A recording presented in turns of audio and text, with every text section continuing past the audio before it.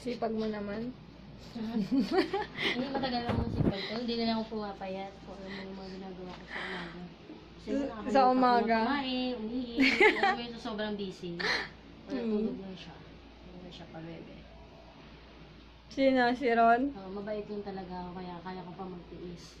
Stress pa ako sa pamilya ko. Basta lumalo po ko wala pa akong trabaho, tumaba pa ako, di ba? Ang inang buhay, bigti. Magkakagbigti. Dahil, Kaya di naman ako naiingit na parang natutunan ako maging kontento. Pero pag nakurong naman ako, tol, parang sabi ko bukas, madalas, magda-diet minsan na ka ako. lang Sige, naging mabait krong-krong lang eh. Oo nga. Sabi ko, bukas magda-diet na ako. Di naman natutulan ko, pinag-ina. Ako din nasasarapan sa luto ko. Ako rin tumataba sa luto ko. Ang ba niluluto mo? Stress. Kahit maulam araw-araw. So dito sa bahay, pang ulam naman. Ah? Nakaka-stress din sa